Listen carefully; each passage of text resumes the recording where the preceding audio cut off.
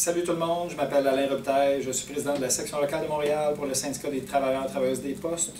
Je vous parle aujourd'hui, on est mercredi le 7 juin 2023 et je vais vous adresser une situation qui est assez exceptionnelle, une situation de travailleurs excédentaires due à une réorganisation qu'il y a eu au CRLC de Bridge, de Haut-Bacolie, qui a fait en sorte qu'il y a eu des coupures à ce bureau-là.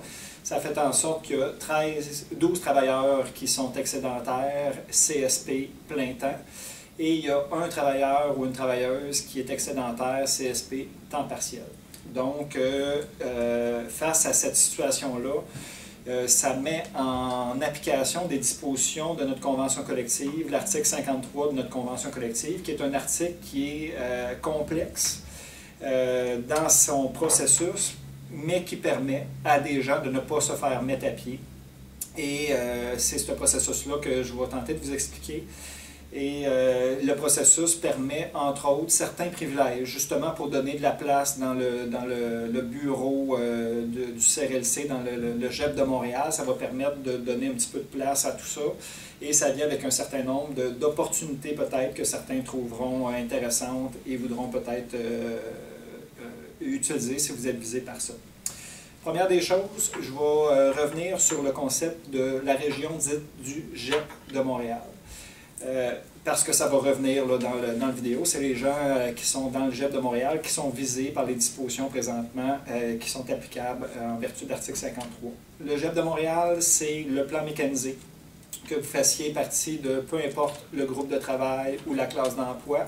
Groupe 1, 2, 3, service technique, si vous êtes au garage, si vous êtes PO5, PO4, peu importe ce que vous occupez comme emploi, si vous êtes dans le plan mécanisé, vous faites partie du GEP de Montréal. J'ai dit garage, donc le garage Ville-Saint-Laurent, les autres garages aussi, vous faites partie du GEP de Montréal. Il y a les comptoirs postaux MVAD, et les installations postales d'OLL Montréal, qui comprennent toutes les installations et les comptoirs sur l'île de Montréal. À Laval, Brossard et l'aéroport, vous faites partie du GEP de Montréal. Si vous êtes dans une installation postale autre que ce que je viens de nommer, vous faites partie d'un bureau urbain, vous n'êtes pas visé par l'article 53 et les dispositions qu'on va expliquer qui vont suivre. Donc, il y a deux grandes étapes dans le processus de 53 qui vous concernent si vous faites partie du GEP de Montréal. La première étape, c'est de pouvoir appliquer à l'extérieur du GEP de Montréal avec une super ancienneté qui va vous donner une meilleure ancienneté ou dans le fond, un avantage sur toutes les autres personnes qui sont à l'extérieur du GEP de Montréal pour appliquer à l'extérieur du GEP de Montréal. Ça, c'est la première étape. La deuxième étape, c'est de vous permettre, si vous faites partie du GEP de Montréal, d'appliquer sur des postes dans le GEP de Montréal avec une super ancienneté de tous les gens à l'extérieur du GEP de Montréal qui voudraient venir rentrer dans le GEP de Montréal. Alors, allons-y en étapes sur les deux processus que je vous ai parlé. Premier processus, il est déjà en vigueur. Donc, si vous voulez appliquer à l'extérieur du GEP de Montréal, vous avez du 5 juin jusqu'au 14 juin prochain pour appliquer sur un poste qui se trouve à l'extérieur du GEP de Montréal. Vous devez, pour ce faire, être du groupe 2 dans le GEP de Montréal, donc soit facteur plein temps ou temps partiel, ou faire partie du bureau du transport, camion moyen, camion lourd, ou même CRLC là, qui sont visés par tout ça. Vous allez pouvoir appliquer en dehors sur la période du 5 juin au 14 juin, en dehors du GEP de Montréal, sur un poste, vous allez devoir remplir le formulaire « Demande de mutation hors zone » que l'employeur devrait avoir en sa possession. Vous allez, comme par exemple, et je dis ça à titre d'exemple, mettons que je voudrais être facteur à Saint-Jérôme, je pourrais remplir cette demande-là et demander à être facteur à Saint-Jérôme. S'il y a un poste, un coup que la demande est remplie, s'il y a un poste qui est disponible à Saint-Jérôme de facteur plein temps ou temps partiel, selon si je suis plein temps ou temps partiel, et que je suis le seul à avoir appliqué dans le GEP de Montréal, c'est moi qui vais y avoir accès et l'employeur va m'appeler pour me dire si je veux partir à Saint-Jérôme. j'ai, comme dans un processus de mutation régulière, j'ai 24 heures pour accepter ou refuser cette demande-là. Donc, si ça vous intéresse, le formulaire, l'employeur-là, et vous allez devoir remplir ce formulaire-là. Vous allez tomber dans ce processus-là, cette étape-là et l'autre, vous allez tomber en affectation temporaire. Donc, ce que vous avez, on reprend le même exemple, vous allez tomber facteur dans le bureau que vous avez choisi. Vous n'allez pas tomber sur un itinéraire spécifique. Donc, vous allez devoir appliquer sur une affectation via le concours et c'est ça qui va vous permettre d'avoir de compléter non seulement le poste que vous allez obtenir, mais via le concours, d'avoir une affectation bien à vous. La deuxième étape, c'est pour les gens du GEP d'appliquer à l'intérieur du GEP. L'employeur va faire un affichage de tous les postes qui sont vacants, des gens que j'ai nommés au début. Donc, il y a des commis, des facteurs, du service technique, des postes de mécaniciens aussi, j'en passe. Ça va être affiché, ça, du 16 au 22 juin 2023, donc dans quelques jours. Vous allez pouvoir appliquer là-dessus si vous convoitez un poste qui est du même statut que le statut que vous occupez, donc plein temps pour plein temps, temps partiel pour temps partiel. Et vous allez pouvoir appliquer, non pas sur un poste de la même classe d'emploi qu'on occupe et du même bureau, mais d'une classe d'emploi différente. Mettons, je suis commis, je veux aller facteur, c'est une possibilité de faire ça.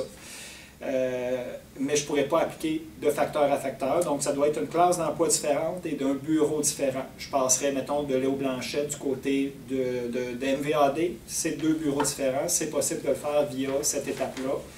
Et vous allez devoir remplir le formulaire de mise au choix en vertu de l'article 53 que l'employeur a à disposition, que vous allez pouvoir remplir.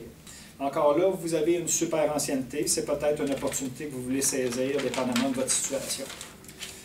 Si vous avez bougé dans les deux étapes que je viens d'expliquer, il y a un formulaire qui s'appelle « Droit de retour au travail ». Donc, si vous êtes déplacé dans un autre bureau ou une autre classe d'emploi et section, vous allez, en remplissant ce formulaire-là, qu'on vous invite fortement à remplir quasiment de façon automatique, vous allez avoir la possibilité, dans les 3 prochaines années, de réintégrer votre ancien poste dans la même classe d'emploi et le même bureau.